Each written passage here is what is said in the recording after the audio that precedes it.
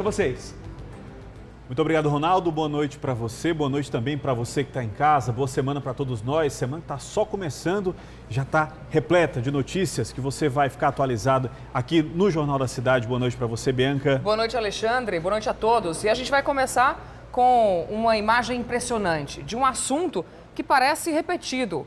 Um homem que estava parado na calçada foi atingido por um caminhão e quase acabou prensado contra o portão de uma casa. Veja aí o circuito de segurança. O pneu da frente, olha só, ele bate em cheio na altura da cintura dele. A pancada é muito forte. Esse homem vai se assustar e aí com choque, ainda em choque, ele vai conseguir mesmo assim sair correndo. A câmera mostra que a carga do caminhão prende em uma árvore e o motorista perde a direção. Ainda nesta edição, você vai saber outros detalhes desse acidente impressionante e também o estado de saúde da vítima. Isso daí, uma conversa também exclusiva que a Manuela Braga teve com a vítima desse acidente impressionante. E hoje, depois que uma jovem de apenas 20 anos morreu prensada por um ônibus no terminal do Siqueira, em Fortaleza, a AMC realizou uma ação educativa lá nesse terminal. Os passageiros foram orientados a como se comportar com segurança para evitar novos acidentes. A segunda-feira começou como todas as outras no terminal do Siqueira, com um intenso vai e vem de pessoas apressadas, mas que precisaram parar alguns segundos para ouvir os agentes da Autarquia Municipal de Trânsito sobre a segurança nos terminais. É uma ação que já estava programada, mas que torna ainda mais relevante depois dessa catástrofe. Segundo a Etufor, este foi o único acidente fatal que aconteceu nos terminais de Fortaleza este ano. Nos últimos 5 anos foram registrados 8 acidentes fatais. Ações educativas como esta da AMC são fundamentais para reduzir esses números, mas cada um precisa fazer sua parte para tornar a rotina mais segura. Chegou perto do ônibus, olhar para o adesivo lá de ponto cego, né? Porque aí o motorista não está ali vendo. Você dá um passo para trás, ele já consegue visualizar. Respeitar essas marcas que a gente tem nas plataformas, são marcas de segurança. E principalmente, atravessar nos locais apropriados, né? Porque o risco ele é maior quando você está exposto aos veículos. Apesar do fluxo normal no terminal, no canto, na entrada e saída de ônibus, uma singela homenagem a Joiciane Silva, vítima do trágico acidente. Ela estava saindo do terminal quando foi prensada por um ônibus contra esta grade. A família recebeu a notícia por telefone. Eu liguei pro celular dela, né? Aí chamou. Quando atendeu foi o rapaz da perícia forense. Aí eu disse, moça, esse celular é da minha filha. Aí ele disse assim, você é mãe da Maria Joiciane Ferreira da Silva? Eu disse, sou. Aí ele foi e disse, olha, sua filha sofreu um acidente e infelizmente ela veio a óbito. Aí eu fui e disse, meu Deus do céu, minha filha saiu daqui de casa viva. Ela foi trabalhar e volta no caixão. Joiciane era operadora de telemarketing e sonhava em ser enfermeira. O domingo foi de dor para os familiares que velaram o corpo da jovem que foi enterrado hoje em Maranguape. Ela tinha um sonho, que era ser técnica de enfermagem, né? Que ela tinha começado o curso e foi interrompida. Ela parou, né? Por uns tempos. E aí agora foi interrompido pelo acidente que aconteceu, né? Por nota, a empresa de transporte urbano de Fortaleza, a Etufor, lamentou o ocorrido e informou que está colaborando com a apuração dos fatos, através das imagens do circuito interno de videomonitoramento que serão disponibilizadas para a perícia. O Sindônibus também lamentou o ocorrido e prestou condolências à família da vítima. Veja agora outros destaques da edição de hoje. Casa desaba durante chuva em Baturité e deixa mãe e filha soterradas. A busca por justiça da família do menino Diego, que morreu após ser arrastado por um motociclista em alta velocidade. Flagrante de manobras perigosas nas dunas de Jericoacoara. E Ceará descarta o único caso de hepatite misteriosa em adolescente do Cariri. O JC de hoje já está no ar.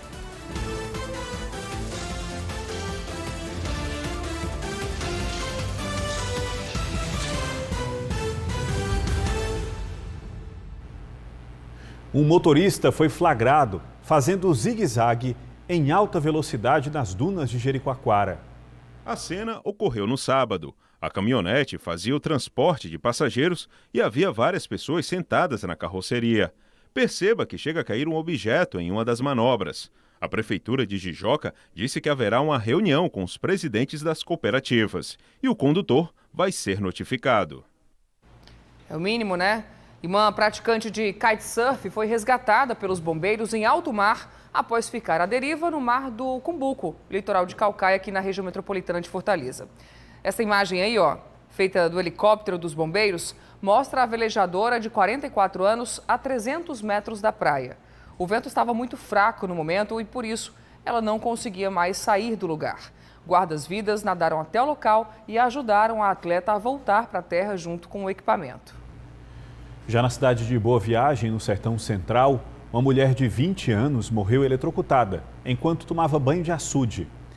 Daiciane Rodrigues de Lima estava na beira do reservatório quando sofreu a descarga. Ela caiu na água e se afogou.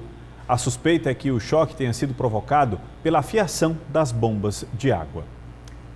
E o único caso de hepatite misteriosa que estava sendo investigado no Ceará foi descartado pela Secretaria da Saúde. Ao vivo, o Ricardo Lima vai nos trazer agora mais informações.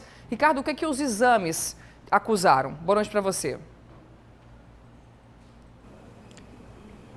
Olha, Bianca, os exames acusaram que ele não tem qualquer tipo de hepatite. Boa noite para você, boa noite a todos. Na sexta-feira passada, a Secretaria de Saúde do Estado divulgou que estava investigando esse caso e agora, com os resultados dos exames feitos, inclusive no último final de semana, foi constatado que o adolescente não tem hepatite e a Secretaria descartou a suspeita de hepatite viral de causa desconhecida nesse paciente que está ainda em atendimento lá no Hospital Regional do Cariri. Como ainda não foi diagnosticado a doença desse adolescente, ele continua em atendimento no hospital e eles permanecem avaliando a situação dele, que não teve ainda esse caso diagnosticado.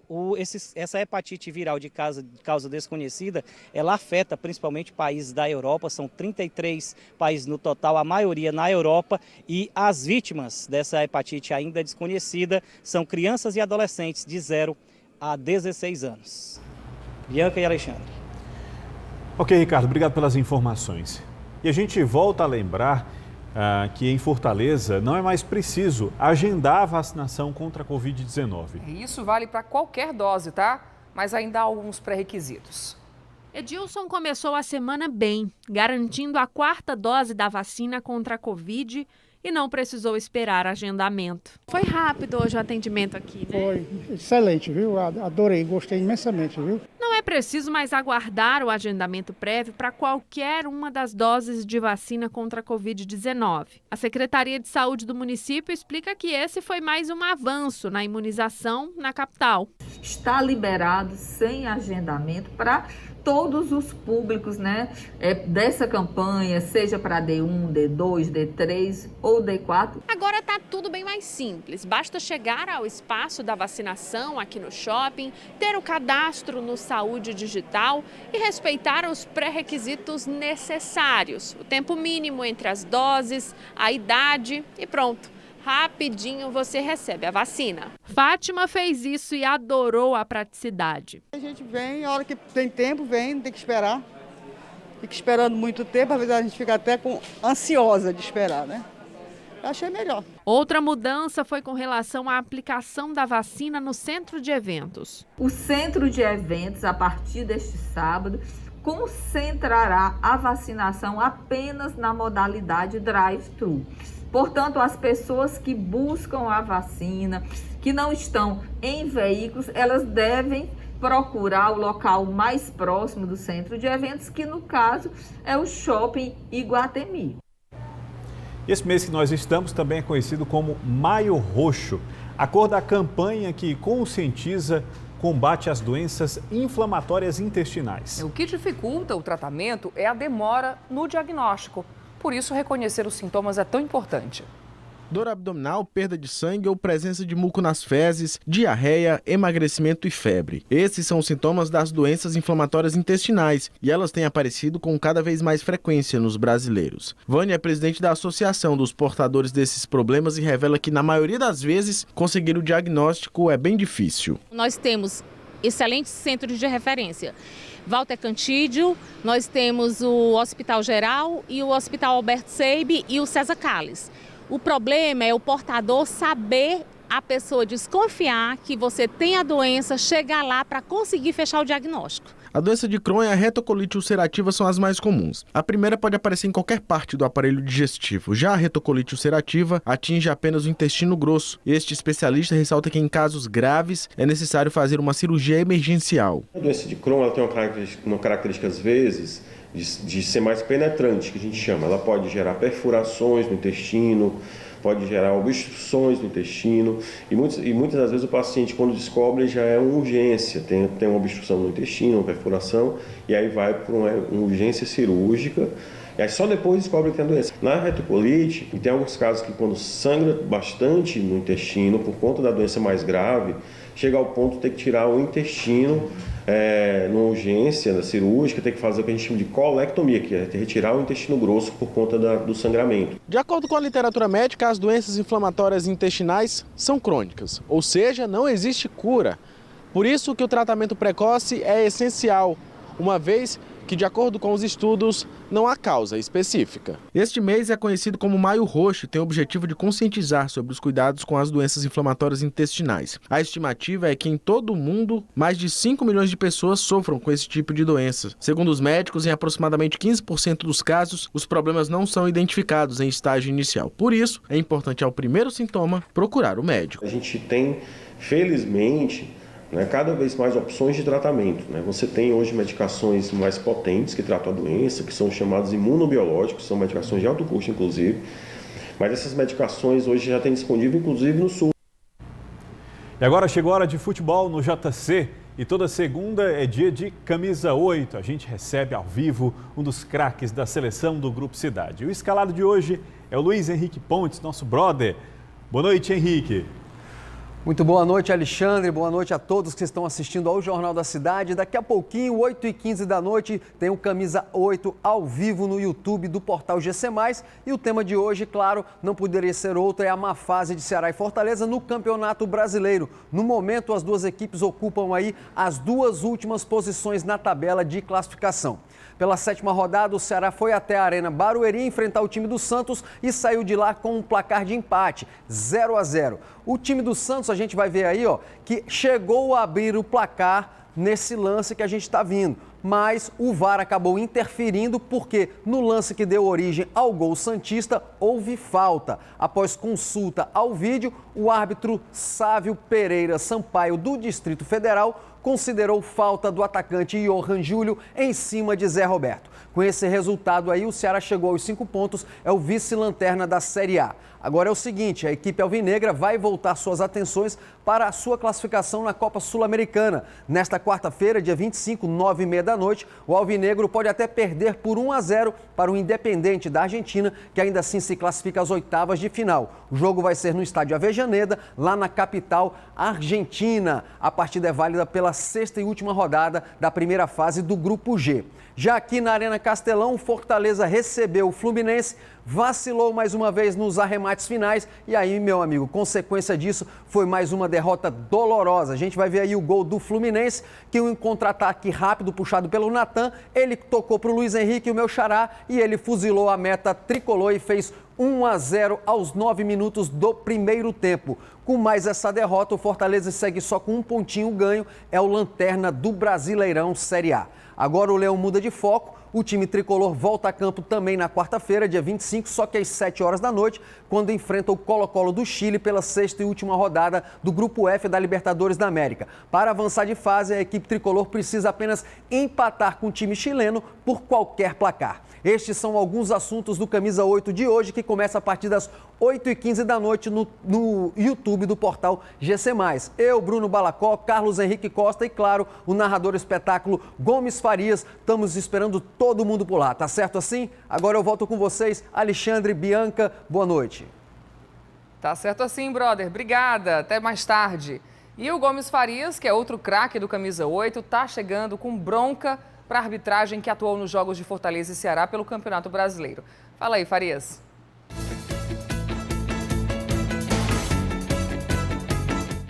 Olá, Bianca, Alexandre, um abraço. Tudo bem com vocês, né? Muito bem, com vocês tudo bem, mas com o nosso futebol tá tudo bem não, viu? Porque tem um dizer, além de queda coice, estamos pessimamente colocados no Campeonato Brasileiro e o coice prejudicado por arbitragens. Prejudicado como? Por favor, presta atenção. Ceará e Santos, lá em Barueri, São Paulo. O Richard cometeu uma falta, realmente, merecia cartão, merecia expulsão, o árbitro expulsou. Fortaleza, aqui, contra o Fluminense. No nascedouro da jogada que culminou com o gol do Fortaleza, o jogador do Fortaleza pegou o adversário, segurou, não deixou ele, chamou e o juiz anulou o gol. Certo? Certo. Aí vai, então como é que você está dizendo que nosso futebol, nossos times estão prejudicados pelas arbitragens? Meus amigos, a gente tem que ter cuidado nos mínimos detalhes. Eles acertaram, mas eles marcariam aquilo ali contra o Corinthians, o Flamengo, contra o Palmeiras, marcariam coisa nenhuma. Isso é que está errado.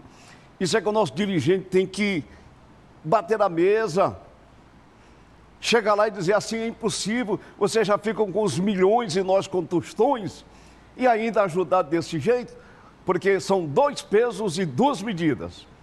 E se não tiverem cuidado, a vaquinha vai para o brejo, viu? Boa noite e até amanhã.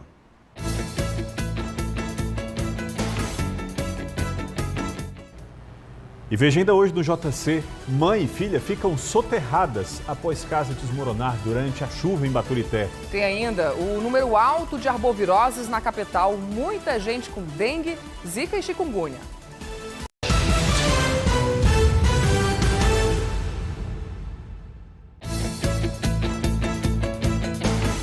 Camisa 8. Oferecimento Normatel. Tudo para fazer a sua obra acontecer. Ei, tá na hora de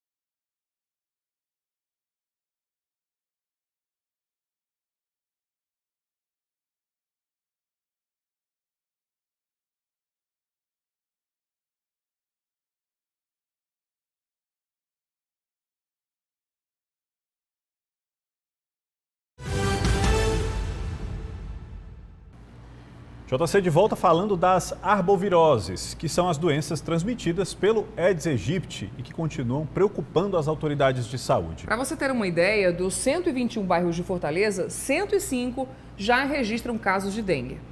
Neste condomínio do bairro Sapiranga são 36 unidades. Quase todas as casas estão ocupadas e aqui a grande maioria foi infectada com chikungunya e principalmente com a dengue. Boa parte das duas ruas pegaram aí chikungunya. O bairro ele já é uma concentração de vários alagadiços, né? Então o foco do mosquito pode estar em qualquer canto. Os números mais recentes da Coordenação de Vigilância em Saúde apontam que dos 121 bairros de Fortaleza, 105 registram casos de dengue. 6 deles apontam maior concentração e estão na mira dos agentes de endemias. O campeão em contaminação é o José Walter, seguido por Jardim das Oliveiras, Mondubim e Cidade dos Funcionários. A Sapiranga está em 5º lugar e o Itaperi é o 6º. 2.204 casos de dengue já foram registrados no Ceará em 2022 e 2.600 de chikungunya. Um óbito por chikungunya foi registrado no final de abril. Apesar dos números, o coordenador de Vigilância em Saúde de Fortaleza garante que há uma redução no número de casos se comparados com o mesmo período do ano passado, mas a ameaça é bem maior pelo surgimento de 2 sorotipos diferentes. A cidade de Fortaleza está com 2 tipos de sorotipo circulante, o sorotipo 1 e o sorotipo 2, que retornou a partir do ano de 2019. Então nós temos uma ameaça maior, por isso que as intervenções de controle elas têm que estarem fortalecidas nesse momento que nós temos a maior força de transmissão, que são os meses de abril, maio e junho. Uma força-tarefa está sendo realizada nas regiões mais afetadas, mas nada disso substitui a vigilância doméstica, que precisa ser feita ao menos uma vez por semana. 80% dos criadouros focos estão nas residências. Baldes, tambores, tonéis, tanques, caixas d'água, materiais inservíveis no quintal dessa casa, ralos, bandejas de geladeira, vasos sanitários em desusos. Portanto, toda atenção, a supervisão basta ser uma vez por semana. No Brasil, o avanço de arboviroses em 2022 é 113,7% maior em comparação ao mesmo período do ano passado. 160 óbitos por chikungunya foram registrados em todo o país. Toda atenção, porque chikungunya, o que ela surpreendeu quando ela adentrou ao Brasil, sobretudo ao Nordeste, né, aos estados nordestinos, foram o número de óbitos. E para diminuir as chances das grávidas serem infectadas pelo Aedes aegypti, os postos de saúde de Fortaleza estão distribuindo repelentes. Basta estar fazendo o pré-natal na rede pública. Por mês, são 2 frascos de repelente por gestante. Além do uso do repelente, as grávidas podem se prevenir usando calças e blusas de mangas compridas e também instalando telas mosquiteiros nas janelas, nos quartos, também na cama ou na rede, na hora de dormir.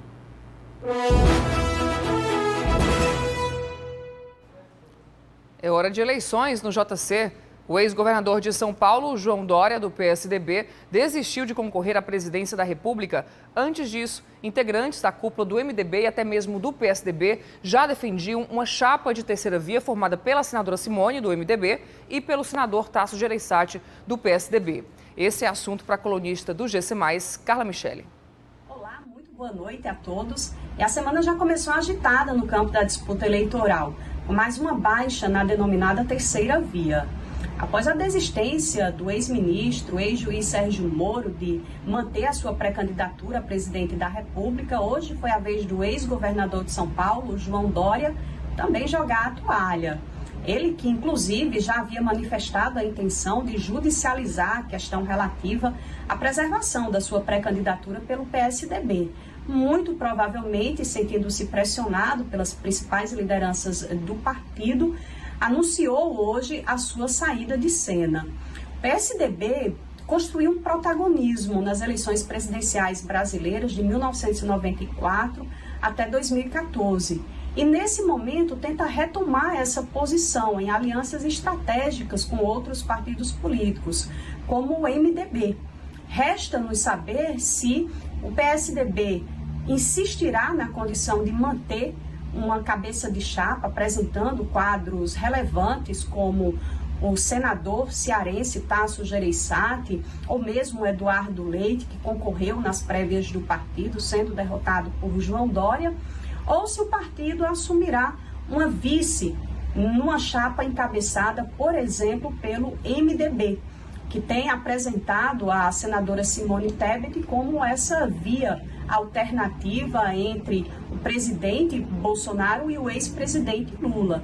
Resta-nos saber se, com o anúncio dessa aliança e o lançamento dessa pré-candidatura, o eleitor se sentirá empolgado, entusiasmado a, de fato, escolher um projeto que tem sido classificado como a via alternativa para o país. Fiquemos de olho nos próximos passos dessas lideranças e das suas agremiações partidárias.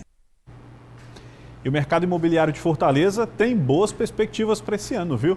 As vendas do setor podem somar até 4 bilhões de reais. O levantamento foi feito pelo apresentador do Grupo Cidade, Ricardo Bezerra, durante o Flash Imobiliário. Este é um levantamento mensal que aponta as projeções do mercado imobiliário da capital. Os números de abril foram espetaculares no segmento de segunda moradia, em especial. O que é segunda moradia? São aqueles empreendimentos de praia aqui na Grande Fortaleza, mais especificamente no Porto das Dunas, que está se transformando em primeira moradia. O Porto das Dunas hoje já está se tornando um novo bairro de Fortaleza, vamos dizer assim, e ele bombou de venda, os números foram realmente eloquentes. Se a gente for calcular isso aqui em percentuais, deu mais de 11.000% em relação ao mês passado. Enfim, realmente foram grandes lançamentos que aconteceram com vendas boas. De acordo com a pesquisa, foram 190 apartamentos vendidos até o fim do último mês de abril. Em relação aos imóveis comerciais, 17 foram comercializados em 2022. O residencial vertical, que a gente chama do médio alto padrão, teve um movimento muito forte em relação ao mês passado, com um aumento de praticamente 100%, por conta de alguns lançamentos com muito sucesso. E, no geral, a gente vê que o mercado também do econômico também se mostrou muito bom, com uma velocidade de vendas em torno de 13%. Se compararmos abril de 2019 com o mesmo mês deste ano, alguns bairros de Fortaleza se destacam quando o quesito é alteração no valor do metro quadrado. Entre eles está o Presidente Kennedy e aqui onde eu estou nesse momento, o bairro Dunas, onde a alteração no valor de um imóvel pode chegar até 88%. Hoje, o que é valorizado, o que é bom, é aquilo que você gosta. Você vê pelos shopping centers, né? Os shopping centers hoje estão diluídos na cidade. Você vê no Jockey, você vê na Parangaba, você vê em Messejana, você vê na região sul, você vê na região oeste, Presidente Kennedy. Então, os bairros, eles estão sofrendo uma valorização muito forte nos últimos anos por conta dessa descentralização. No próximo bloco, o pedido de justiça da família do pequeno Diego, que foi arrastado por um motociclista em Juazeiro do Norte. E ainda a entrevista com o homem que sobreviveu a esse acidente impressionante. Ele deu para o Jornal da Cidade, contou como quase foi esmagado por um caminhão, mas conseguiu escapar ileso.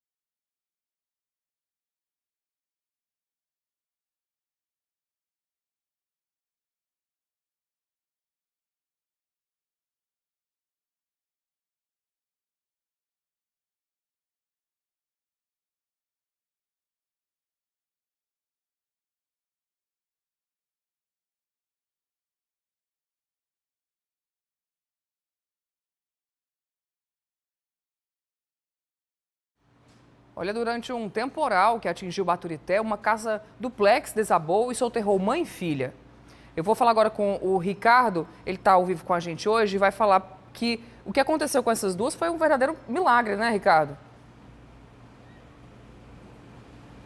Foi sim, viu, Bianca? Esse milagre aconteceu lá no bairro Beira Rio, no município de Baturité, que fica 100 quilômetros distante aqui de Fortaleza. Uma mulher de 34 anos e a filha dela, de apenas 8, estavam no imóvel quando ele desmoronou. Elas foram salvas porque ficaram protegidas por uma laje do próprio imóvel. Foram socorridas horas depois pelo Corpo de Bombeiros com a ajuda dos vizinhos. De acordo com a Fundação Cearense de Meteorologia e Recursos Hídricos, entre as 7 horas da manhã do domingo e às 7 da manhã desta segunda-feira, choveu 62 milímetros lá no município de Baturité. Bianca e Alexandre. Obrigado, Ricardo. E foi sepultado hoje o corpo do menino de 3 anos, arrastado por uma motocicleta em alta velocidade na cidade de Juazeiro do Norte, região do Cariri. Dona Maria estava sentada na calçada de casa quando ouviu o barulho. Em seguida, ela viu a criança literalmente voando após ter sido atropelada pela moto. Foi, voando assim. A criança pulou, saiu voando assim. Barulho muito alto. Pancada forte. Diego Otaviano foi arremessado. Com o impacto, veio parar nesta esquina. Ele bateu com a cabeça na calçada.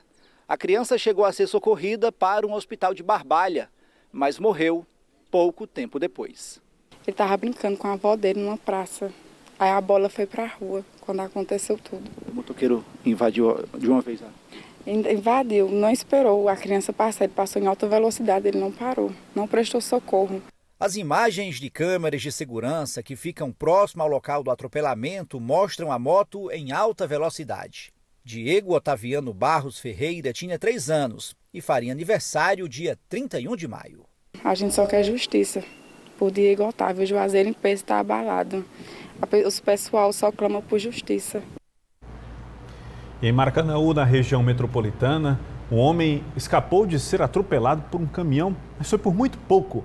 Câmeras de segurança flagraram o momento e olha, Bianca, é impressionante. É impressionante mesmo. Com exclusividade, a nossa equipe conversou com esse homem que afirma: hoje ele nasceu de novo. A gente foi em busca dele, né? Depois que essas imagens chegaram até a nossa redação, a gente conseguiu encontrá-lo e a Manu Braga vai trazer essa entrevista, né, exclusiva com ele agora. Vamos lá. As câmeras de segurança mostram um homem em frente a uma residência. Perceba que um caminhão se aproxima. A parte de cima do veículo toca na árvore e o motorista perde o controle, subindo na calçada e quase atropelando o homem.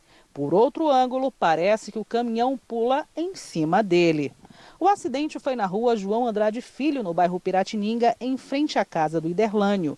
Ele viu a cena assustadora 2 vezes. Uma na hora em que tudo aconteceu e a outra pelas câmeras de segurança. Eu estava abrindo o portão, foi mesmo na hora da batida. Ele estava aqui no portão me esperando, né? Na hora que eu abri o portão, foi na hora que o caminhão bateu nele.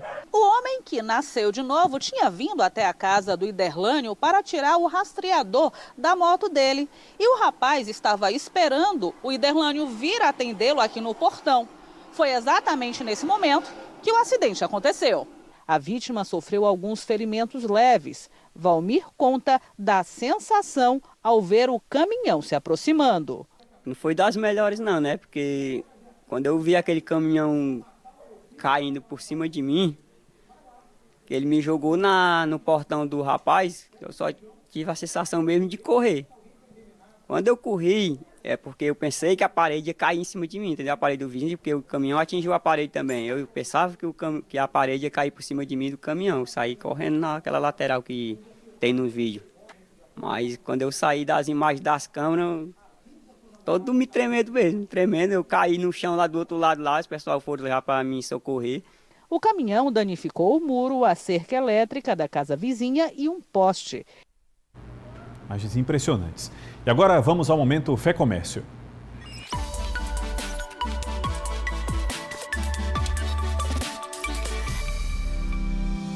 Empreender não é fácil. Para vencer e se tornar referência, é preciso ter determinação, força e muita coragem.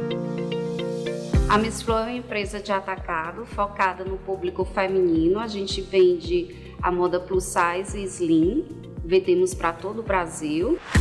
Eu comecei aos 14 anos ajudando os meus pais. Eles trabalhavam com jeans. E aí eu fui estudando e fui me especializando na área, né? Eu fiz faculdade de administração, fiz design de moda, fiz MBA em gestão.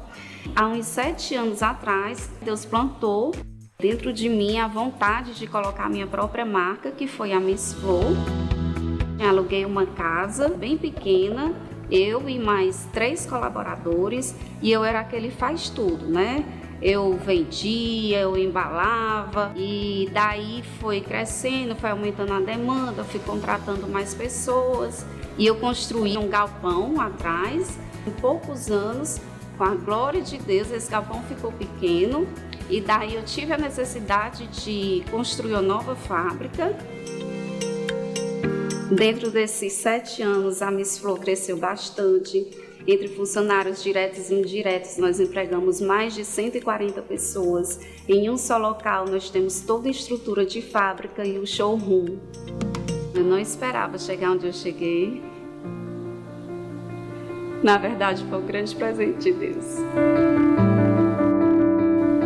O comércio é estressante, é desgastante, é oneroso, é dispendioso, mas é muito prazeroso. O comércio está aqui, ó, nas minhas veias.